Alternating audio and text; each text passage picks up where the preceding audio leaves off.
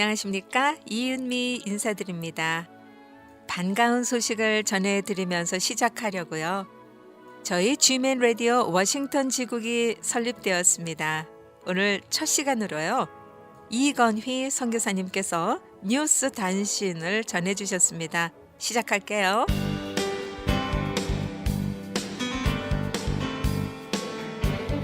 여러분 안녕하십니까? 이번에 지멘 라디오 네트워크에 함께하게 된 지멘 라디오 워싱턴 지국의 이건휘가 여러분께 인사를 드립니다.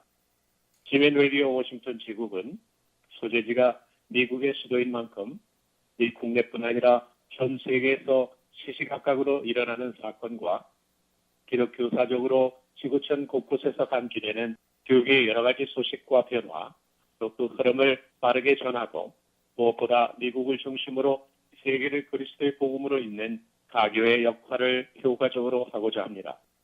이에 따라 지멘 라디오의 본래 섭입 목적인 전 세계에 흩어져 있는 선교사들과 후방교회 그리고 성도들을 서로 실시간 연결하여 선교 사역을 보다 효율적으로 돕고 주님의 시간표에 따라 주님의 지경을 넓히는 일에 힘써 일할 것입니다.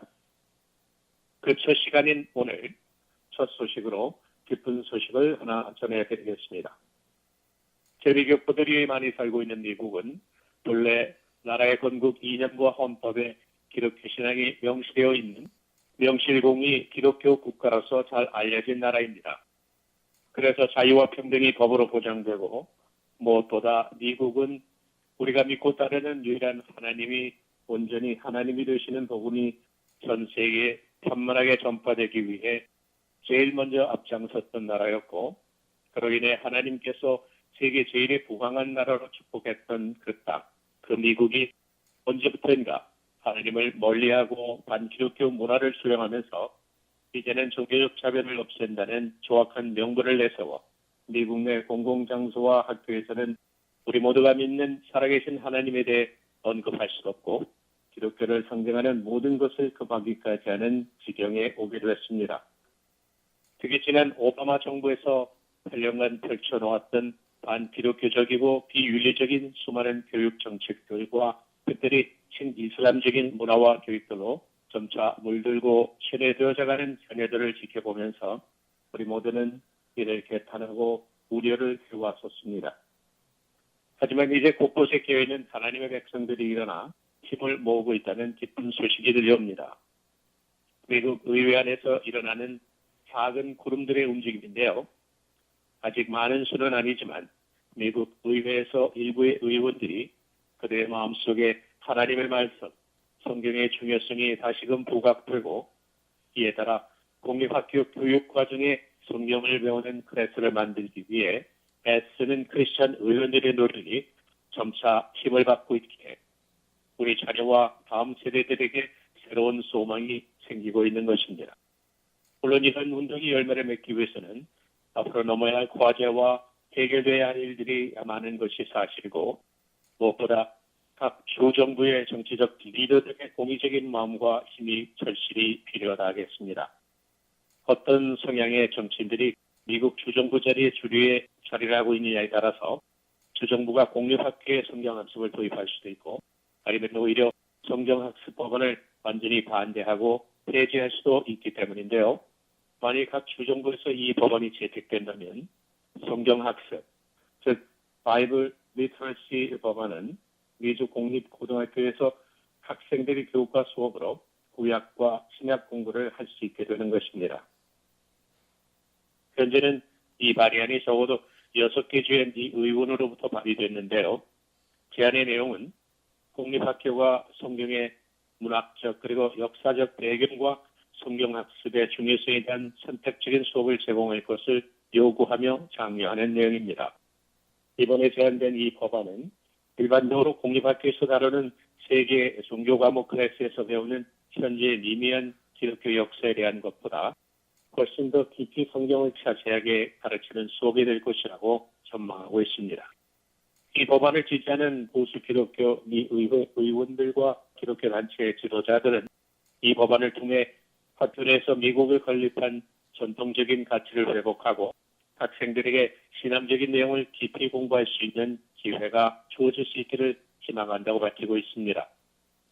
특히 이 법안의 공동 후원자인 노스다코타의 공화당 의원 아론 맥윌리엄스는 성경은 미국의 역사와 사회를 이해하기 위해서는 필수적인 부분이고 교실에서 가르칠 만한 충분한 가치가 있다라고 역설하고 있습니다.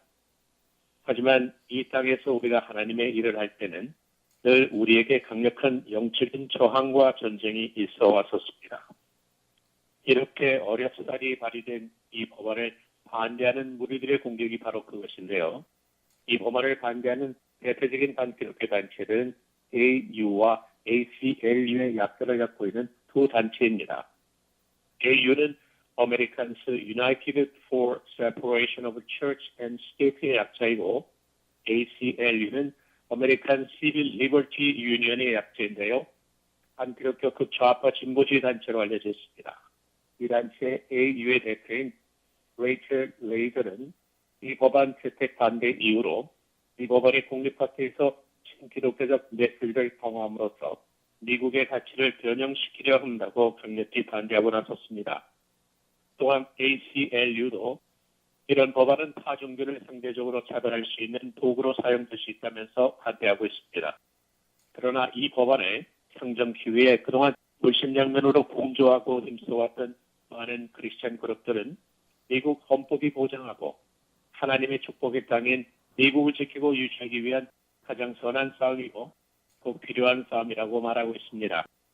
기독교 역사를 연구하고 월빌더의 창업자인 데이빗 바트는 성경학습 법안에 계속 반대하는 사람들이 주장하는 이유들은 이 법안에 대한 성격을 잘못 특정짓는 것이며 우리가 성경에 대한 이해를 갖는 것은 미국의 역사를 올바로 이해하기 위해 꼭 필요한 것이며 학생들에게 유익하고 건강한 학습이 된다라고 역설합니다. 현재 이 법안이 계류적인 6개 주는 플로리다와 인디애나, 미주리, 노스다코타, 버지니아, 웨스트 버지니아주 등으로 알려져 있고 켄터키주는 이미 2017년에 공화당 출신 교지사인 맷 베린이 이 성경학습 법안에 최종 서명을 하면서 공립학교에서 좀 더 깊은 성경학습이 이미 허락되었고 켄터키 주 공립고등학교에서는 성서와 히브리 성서에 관한 선택 과목을 제공하기 위한 지침을 만들어주고 있습니다. 또한 켄터키 주에는 창조과학 박물관 그리고 성경에 기록된 실제 크기의 노아의 방주가 만들어져 있어서 이미 미국뿐 아니라 전 세계에서 많은 크리스천들이 이 지역을 방문하고 있습니다. 다음에 전해드릴 소식 역시 미 의회에 발의된 유사한 법안에 관한 소식입니다. 이것 역시 크리스천 그룹들의 노력으로 현재 진행되고 있는 법안인데요. 미국 국가의 모토로 우리는 하나님을 신뢰한다. In God we trust를 세우자는 법안입니다. 2018년 12개의 주의 공립학교가 이 법안을 추진했고 그중 6개의 주가 먼저 통과시켰는데 그 6개 주는 루이지애나와 아이컨사스, 테네시스, 플로리다, 알라바마 그리고 아리조나 주들입니다. 또한 올해 2019년에는 이와 유사한 법안이 벌써 9개 주인 알래스카와 일리노이, 인디애나, 켄터키, 미주리, 미시시피, 네브라스카, 뉴욕, 사우스캐롤라이나 주에서 도입됐습니다. 이 주들 외에도 비슷한 법을 통과시키고자 준비하고 있는 주들은 4개 주, 사우스캐롤라이나와 노스캐롤라이나, 펜실바니아, 오클라호마 주들입니다. 그러나 앞으로 크리스천 시민들이 얼마나 계속 깨어서 이것을 위해 기도로 동참하느냐에 따라 더 많은 주들이 유사한 법안들을 도입시킬 수 있을 것이라고 예상하므로 여러분들의 지속적인 관심과 기도 그리고 여러분들의 적극적인 참여가 꼭 필요하다고 하겠습니다. 다음 소식입니다. 전 세계 성경을 공급하고 긴급 구호 활동을 벌이는 선교단체 오픈 도어 USA가 선정한 2019년 기독교 박해 국가 50개국 와치 리스트가 발표됐는데요. 50개국 중 제일 먼저 이름이 오른 국가가 바로 북한이라 우리들의 마음을 슬프게 합니다. 이 중 10위권 안에는 아프가니스탄, 소말리아, 리비아, 수단, 예멘, 이란, 그리고 시리아와 이라크 등이 포함되어 있고 이어서 중국과 터키 등이 포함되어 있습니다.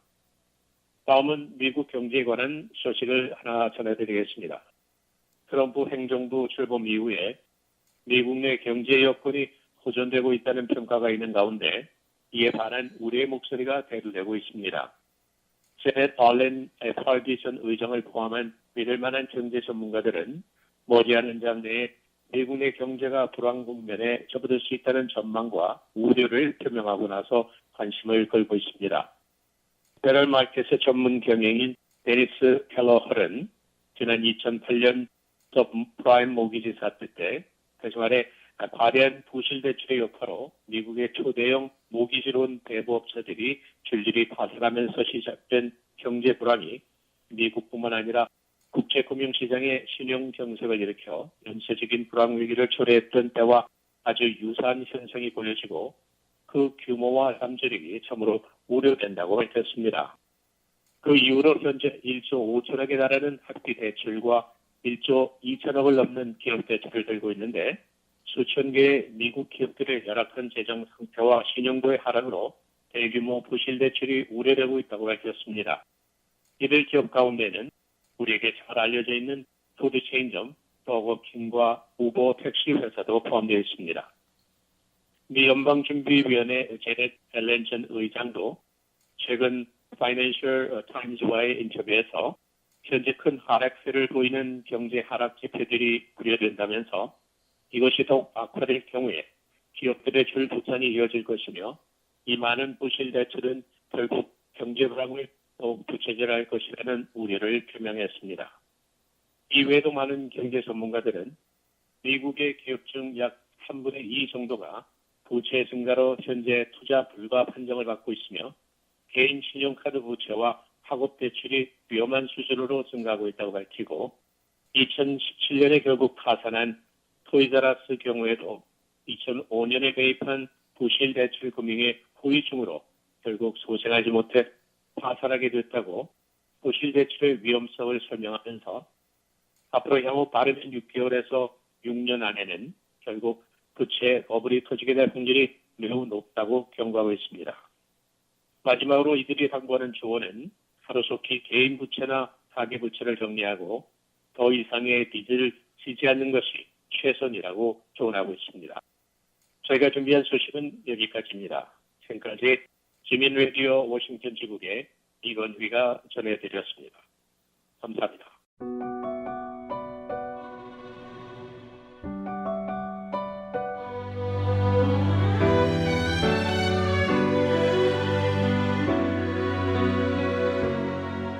너의 가는 길에 주의 평강이 있으리 평강의 왕 함께 가시니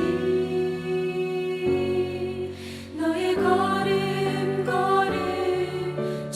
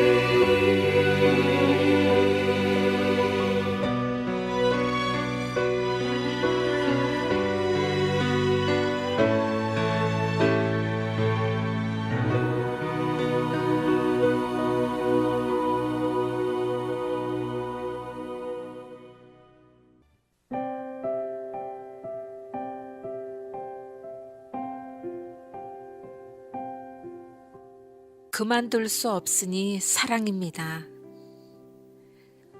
어느 날 갑자기 아내에게 희귀 난치병이 들이닥쳤습니다.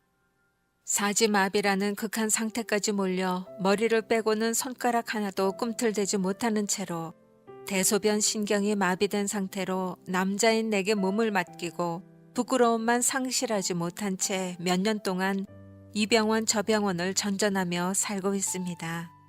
아내의 병은 여전히 진행형입니다. 그래도 천만다행으로 좋은 의사 선생님을 만나고 멋진 방송국, 선한 이웃들을 만난 탓에 사경을 향해 질주하던 숨가쁜 진행을 가까스로 멈추고 이제 아내는 숟가락을 들 만큼 한쪽 팔을 회복했습니다. 6년이라는 투병 기간 동안 참으로 숱한 일들이 있었습니다. 하룻밤 사이 그야말로 순식간에 사지가 마비된 일도 있었고 몸의 장기가 도미노처럼 연쇄적으로 망가지기도 했습니다. 그러나 가장 기억에 남는 것은 이런 절망스러운 상황이 아니었습니다. 아내가 귤 하나를 까서 내 입에 넣어준 일이었습니다.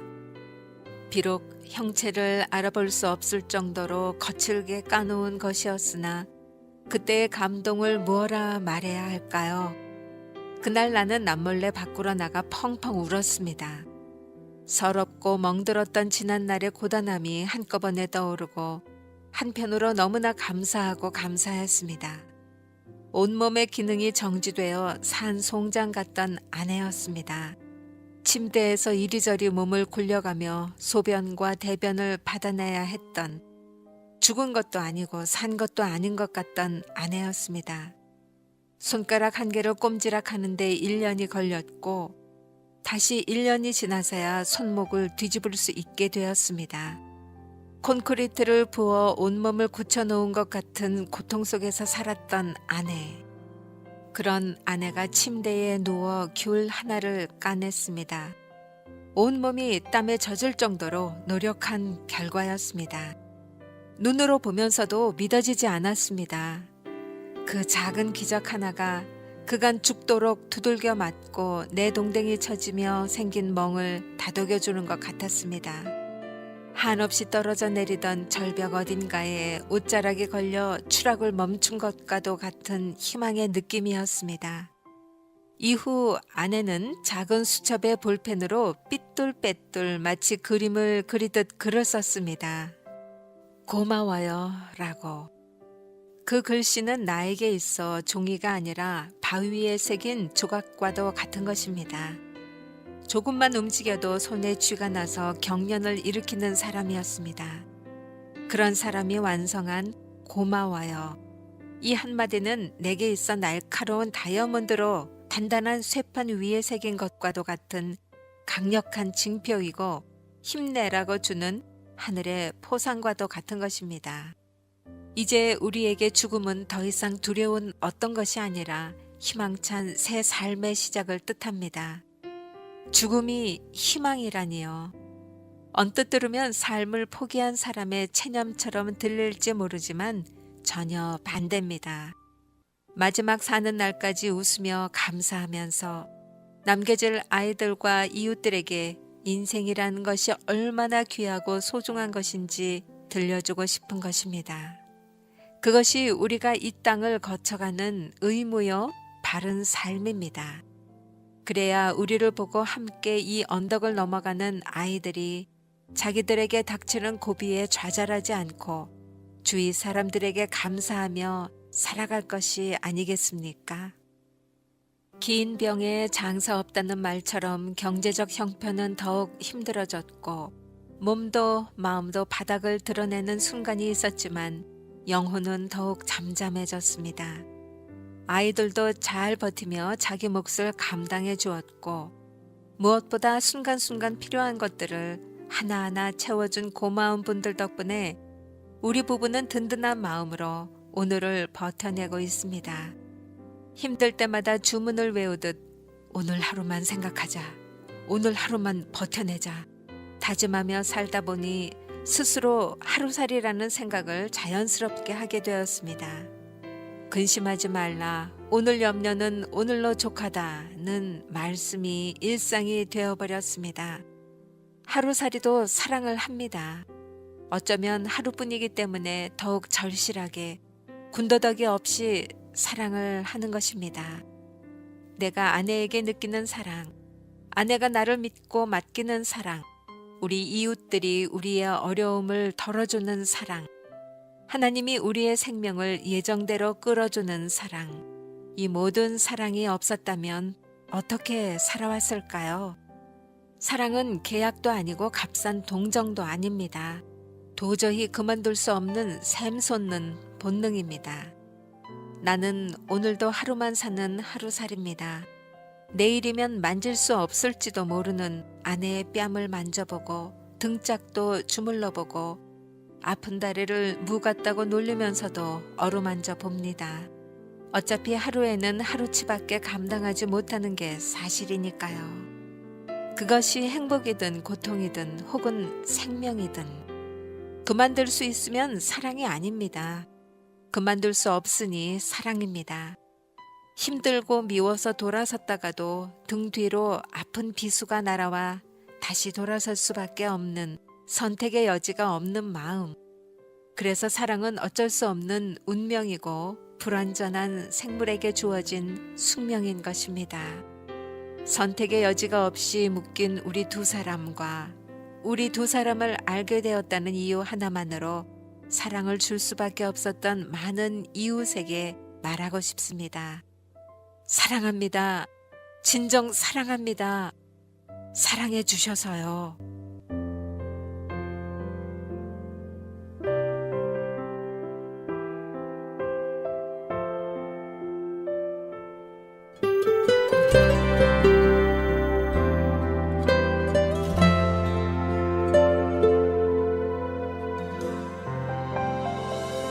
내 모습 이대로 사랑하시네. 연약함 그대로 사랑하시네. 나의 모든 발걸음 주가 하시나니 날 인도하소서. 내 모습 이대로 사랑하시네. 연약함 그대로 사랑하시네. 나의 모든 발걸음 주가 하시나니 날 인도하소서.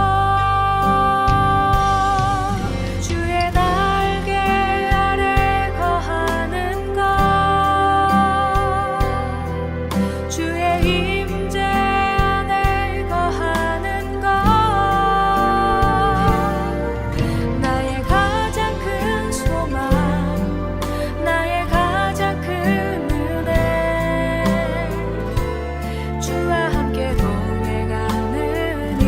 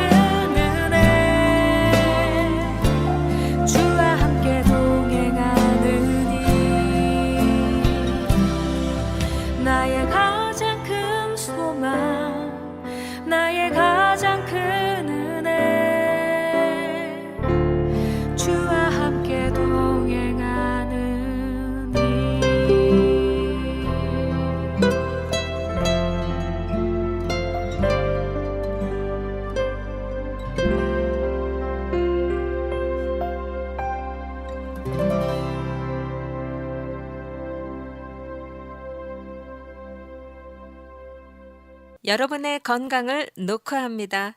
똑똑.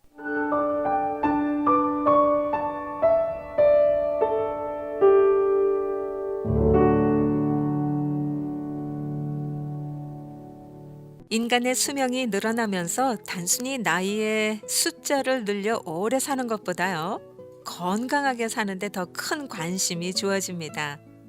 여기에다가 자신의 행복을 스스로 책임질 수 있고 또 나이와 상관없이 계속 활기차고 독립적인 생활을 할 수 있어야 되겠는데요. 이 sciencenews.com이 보도한 내용이 있어요. 성공적으로 나이 들 수 있게 하는 개인적인 과제 10가지를 제시하면서 모든 연령층이 따르도록 권하고 있습니다. 이 10가지를 소개해 드리는데 전혀 몰랐던 사실은 하나도 없어요. 다 알고 있는 사실인데 다시 한번 짚어보면서 저에게도 무척 도움이 되어지고 있습니다. 전해드릴게요. 첫 번째입니다.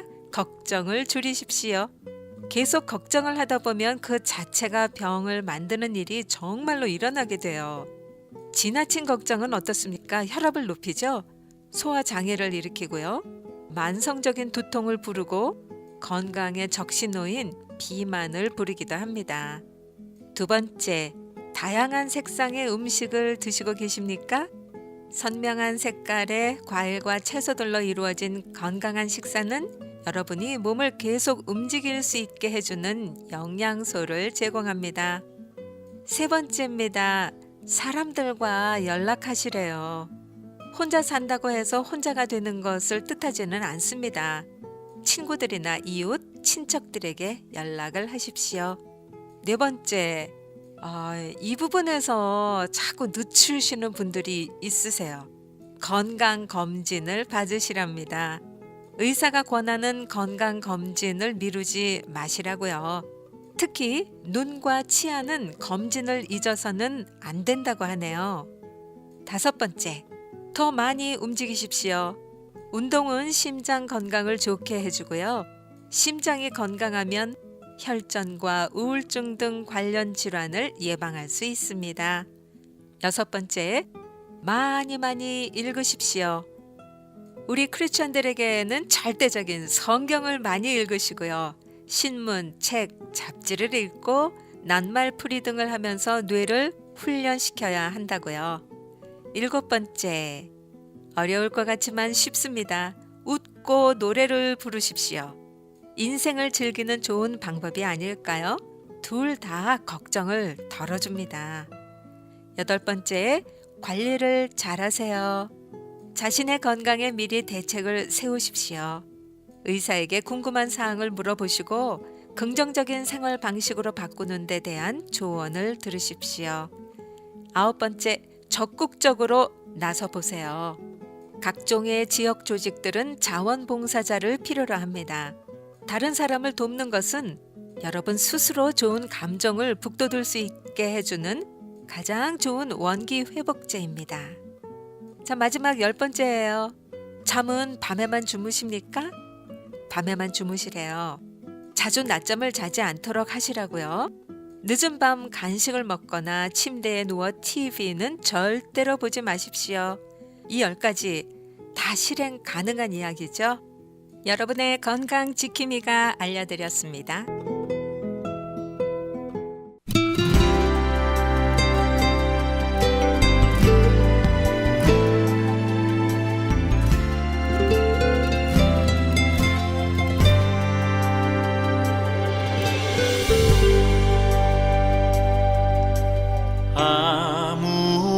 아무것도 두려워 말라. 주 나의 하나님이 지켜주시네. 놀라지 마라, 겁내지 마라. 주님 나를 지켜주시네. 아무것도 두려워 말라. 주 나의 하나님이 지켜주시네. 놀라지 마라, 겁내지 마라. 주님 나 지켜주시네. 내 맘이 힘에 겨워 지칠지라도 주님 나를 지켜주시네. 세상의 험한 풍파 몰아칠 때도 주님 나를 지켜주시네. 주님은 나의 산성, 주님은 나의 요새, 주님은 나의 소망, 나의 힘이 되신 여호와.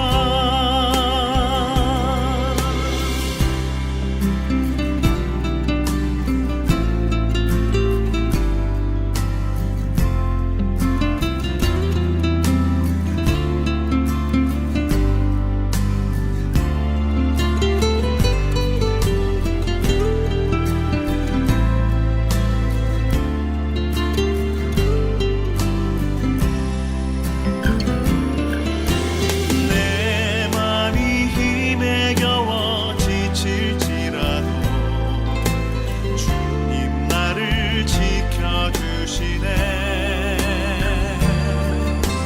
세상의 험한 풍파 몰아칠 때도 주님 나를 지켜주시네. 주님은 나의 산성, 주님은 나의 요새, 주님은 나의 소망,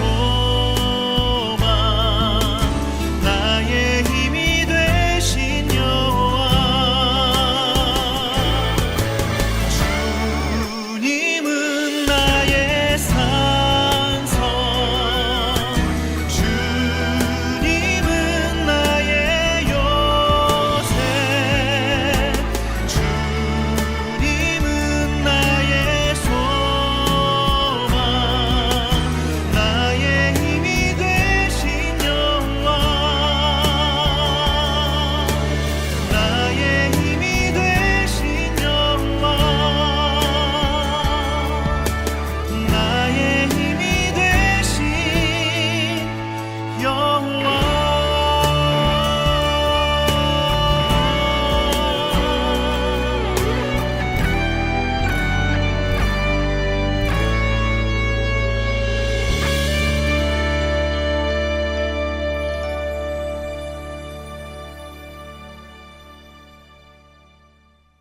(38세의) 찰스 콜슨. 이제 자신은 모든 것을 성취했다고 교만하게 생각하고 있었습니다. 그는 모든 것을 다 가지고 있었고 하나님이 필요하지 않았습니다. 미국 대통령의 선임 보좌관으로서 그는 믿을 수 없을 정도의 권력을 쌓았으며 그것과 견줄 만한 자부심도 느끼고 있었습니다. 리처드 닉슨 대통령의 추악한 일을 처리하는 보좌진에 있었던 콜슨은 스스로 전혀 잘못한 것이 없다고 생각하면서 몇몇 사람들과 함께 그들의 반대당 인사들로부터 비밀을 훔쳐내려는 계획을 구상했습니다. 그와 공범자들이 끔찍한 악몽에 처해 있다는 것을 알게 되었을 때 콜슨의 큰 풍선은 터지고 말았습니다. 매일매일 언론에 보도되는 기사들은 워터게이트 호텔 7호실에서 이루어진 부정직과 추잡하고 더러운 정치적인 술수에 관한 뉴스로 도배질을 했습니다. 워터게이트 정치 스캔들이라는 더러운 거미줄에 걸려 사람들로부터 야유와 조소를 받고 높은 지위가 하루아침에 사라지면서 감옥살이까지 하게 되는 자신을 발견하면서 그를 둘러싸고 있던 세상은 산산이 부서졌습니다. 이것은 그의 생애에서 참을 수 없을 정도로 가장 깊고 어두웠던 시절이었습니다. 그의 꿈들은 산산조각이 났지요. 그의 엄청난 자존심은 부서졌습니다. 그는 바닥에 있었으며 올려다볼 수 있는 곳이 아무것도 없었습니다. 그의 생애에서 처음으로 콜슨은 하나님과의 관계에 대해서 아주 심각하게 생각하게 됐습니다. 그에게 관심을 두고 있었던 한 크리스천이 그를 예수님께로 인도했습니다. 실패와 부서짐이라는 나쁜 상황이 그를 선한 일로 이끌게 되었던 것이죠. 어느 늦은 밤에 그는 완전히 부셔졌습니다. 그는 자신의 책 백악관에서 감옥까지에서 이렇게 고백했습니다. 나는 너무나 울어서 마치 내가 물밑에서 수영하고 있는 것 같았다. 그리고 나는 처음으로 진실한 기도를 드렸다. 하나님, 저는 어떻게 당신을 찾아야 할지 모르겠습니다. 그러나 저는 그것을 시도해 볼 것입니다. 이것이 제가 해오던 방식이 아닐지 모르지만 저는 제 자신을 당신께 드리기를 원합니다. 나는 어떻게 이야기해야 하는지 몰랐다. 그래서 나는 이 말만 계속해서 되풀이해서 말했다. 나를 받으소서, 나를 받으소서. 콜슨이 기독교로 회심했다는 소식이 1973년 언론에 알려졌을 때 보스턴 글로브는 만일 콜슨이 그의 죄를 회개할 수 있다면 모든 사람에게 소망이 될 것임이 틀림없다 라고 보도했습니다. 이에 콜슨은 동의할 것입니다. 그는 정치적인 추잡한 술수에 대해 잘못했다는 사실과 대통령과 당을 위하는 명분이라면 눈 감고 어떤 것들도 할 수 있겠다고 다짐했던 실수를 고백하고 회개했습니다. 콜슨은 자신의 잘못을 시인하고 유죄를 인정한 가운데 워터게이트 사건과 관련된 조사를 받았습니다. 그는 거듭난 크리스천으로서 그리고 워터게이트 사건과 관련된 혐의자들 중 처음으로 희생된 닉슨 행정부 관리로서 감옥에 들어가게 되었습니다. 그는 3년형을 받은 가운데 7개월을 복역했습니다. 콜슨이 징역형을 선고받고 얼마 있지 않아 그는 자신이 하나님께로 돌아오게 되었던 간증을 담은 백악관에서 감옥까지라는 제목의 책을 저술했으며 이 책은 베스트셀러가 되었습니다. 그가 추록했을 때 그는 감옥에서 만났던 부류의 사람들의 필요를 채워주기 위해서 프리즌 펠로우십 사역이라는 단체를 설립했습니다. 콜슨은 엄청난 고통과 번민을 겪었지만 궁극적으로 그것들은 수많은 사람에게 선한 것을 가져다주는 결과를 낳게 되었습니다. 무엇보다 가장 좋은 것은 그의 상처가 그를 하나님께로 이끌었다는 사실입니다.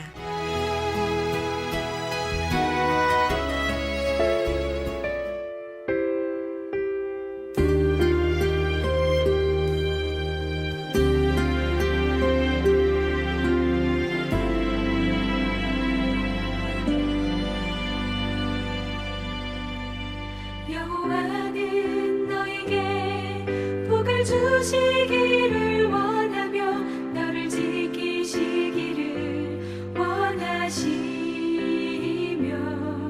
여호와는 그 얼굴을 너를 향하여 드사 은혜와 평강 주시기 원하노라. 여호와는 너에게 복을 주시기를 원하며 너를 지키시기를 원하시며 여호와는 그 얼굴을 너를 향하여 드사 은혜와 평강 주시기 원하노라. 너를 보배롭게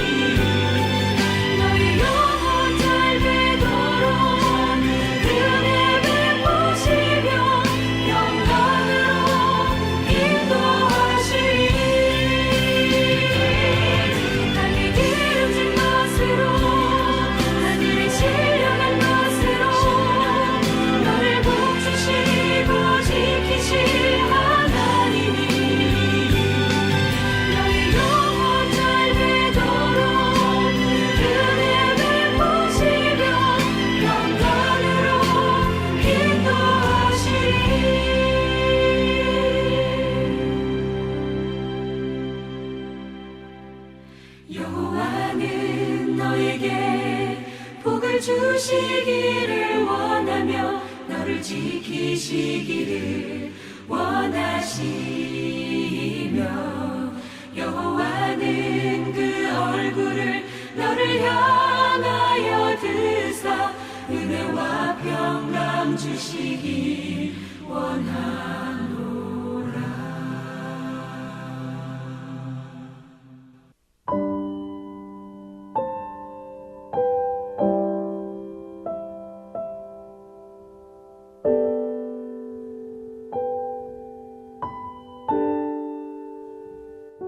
부모에게 사랑을 받지 못해 비어있는 바로 그 자리에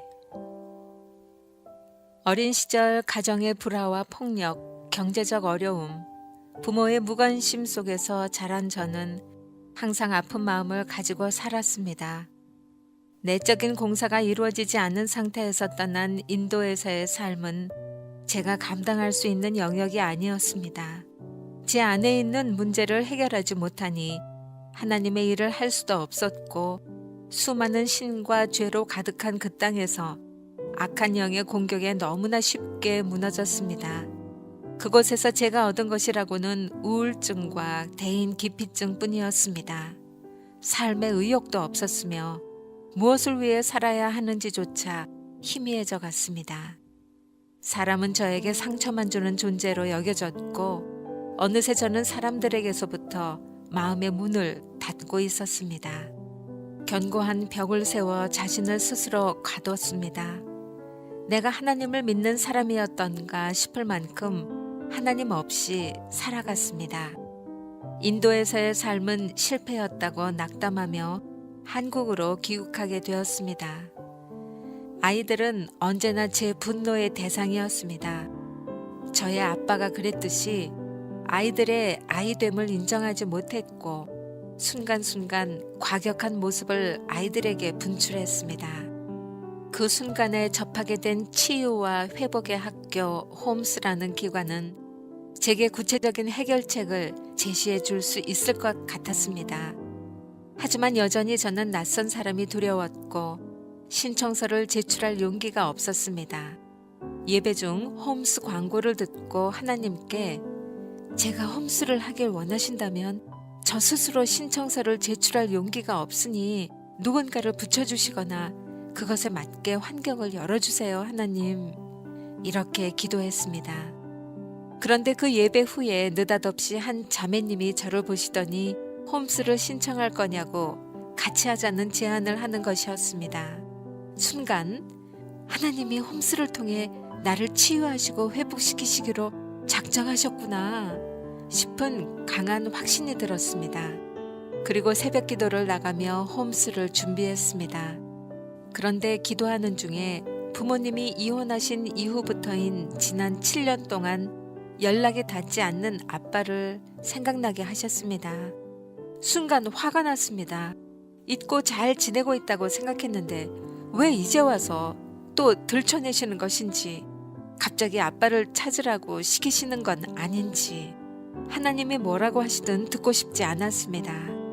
첫 예배의 시간, 지성소 예배와 전신갑주 선포 기도문, 그리고 영상으로 하는 강의는 다소 생소하고 어색했습니다.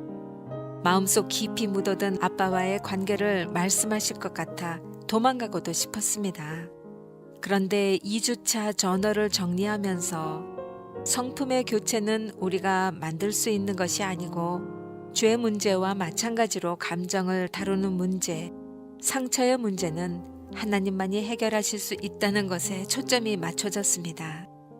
그러면서 마음 안에 아빠와의 문제는 너에게 가장 아픈 영역이라 치유하길 원했던 것이지 내가 어떻게 행동하기를 강요하기 위해서가 아니었다 라고 말씀하시는 것 같았습니다.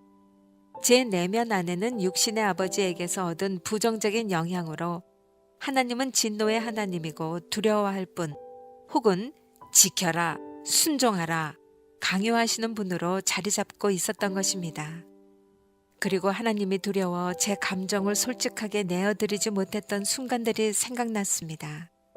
모든 것을 다 하시는 하나님이시라는 것을 알면서도 만약 내 입술로 내 죄를 드러내고 그것을 스스로 인정하게 된다면 하나님께서 가혹하게 벌을 내리시지는 않을까 하는 두려움 때문에 정직하게 회개하지 못했던 것, 또 내가 원하는 일들이 있더라도 하나님이 기쁘게 생각하지 않으실 것 같아 섣불리 하나님 앞에 내놓지 못했던 기도 제목들이 떠올랐습니다. 그리고 예배와 집회를 통하여 솔직해지길 원하신다는 마음을 알게 하셨습니다. 그 이후에 마음이 열리기 시작했고, 더는 하나님 앞에 제 감정을 숨기거나 감추지 않고 모든 것을 내어드리기로 했습니다. 그리고 계속되는 강의를 통해서 하나님의 다림줄의 기준으로 바라본 제 내면의 모습들을 발견하게 되었습니다. 어느새 지성소 예배는 어색함이 아니라 지성소에 들어가 하나님을 직면할 수 있게 도와주는 중요한 시간이 되었고, 하나님께 솔직한 마음으로 토설하며 나아갈 때마다 하나님은 치유하시길 원하는 문제들을 하나하나 끄집어내셨습니다. 나의 사랑, 내 어여쁜 자야, 일어나 함께 가자. 이전 것은 지나갔으니 보라, 새 것이 되었도다. 수고하고 무거운 짐진 자들아, 다 내게로 오라. 내가 너를 쉬게 하리라.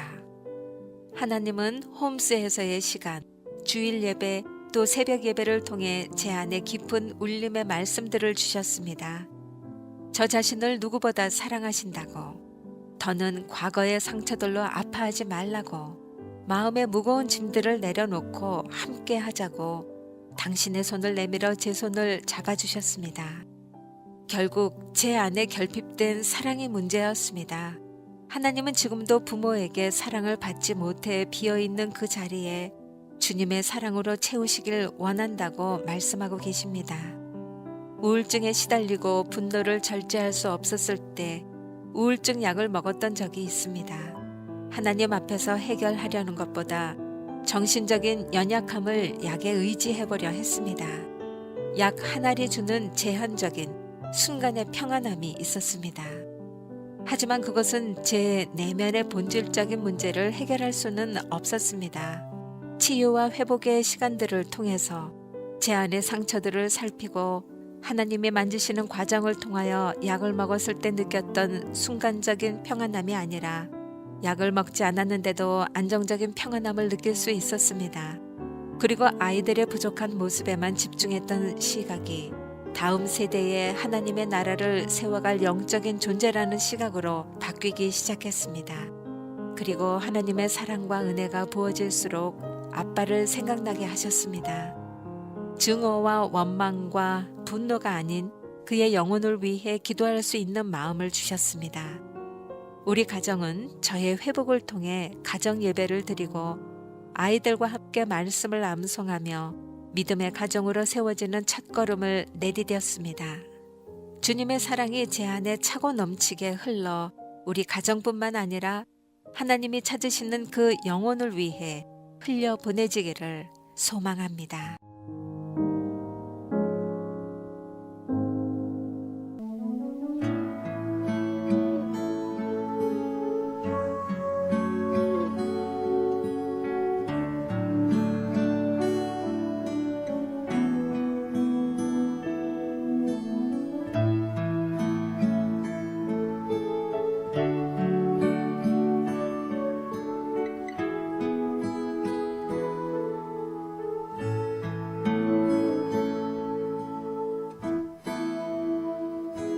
당신의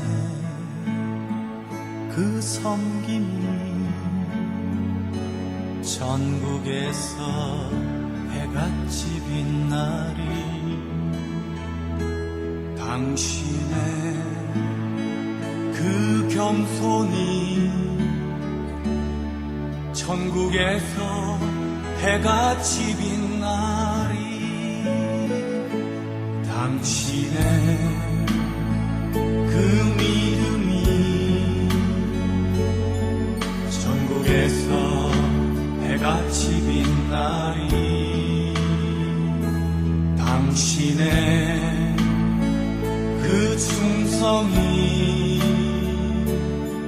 전국에서 해같이 빛나리.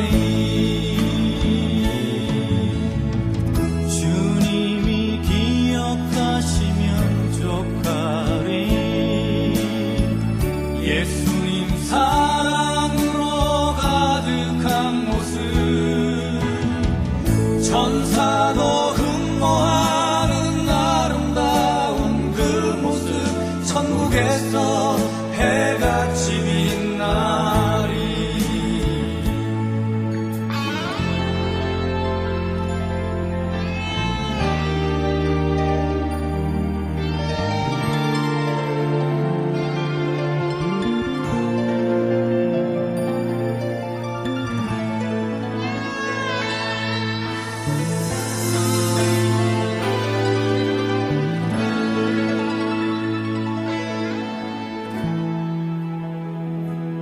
당신의 그 순종이 천국에서 해같이 빛나리 당신의 그 사랑이 천국에서 해같이 빛나리 당신의 그 찬송이 전국에서 해같이 빛나리 당신의 그 헌신이 전국에서 해같이 빛나리 주님이 기억하시면 족하리 불타는 사명으로 가득 찬 모습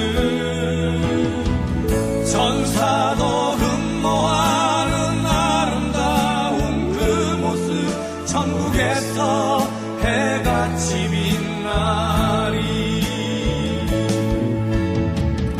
주님이 기억하시면 족하리 예수님 사랑으로 가득한 모습 천사도 흠모하는 아름다운 그 모습 천국에서 해같이 빛나리 천국에서 해같이 빛나리 천국에서 해같이 빛나리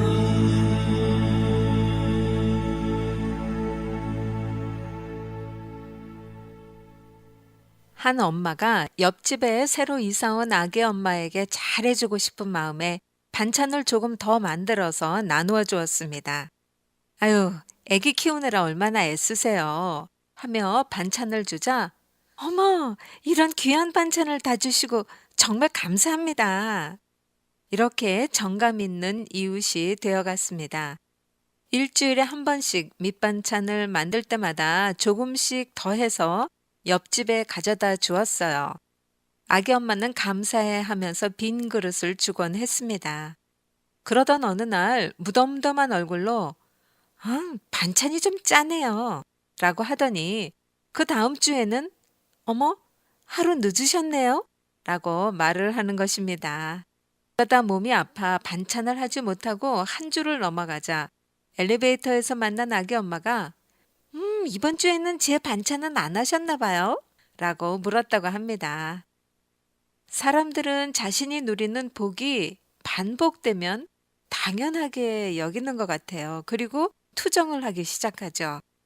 복이 없어지면 원망합니다. 마치 그 복이 원래 자신의 것이었던 것처럼 말이죠. 하나님께서 우리에게 주신 모든 복도 마찬가지입니다.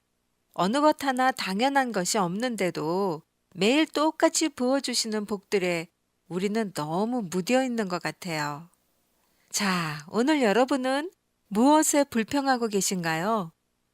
반찬이 짜던가요?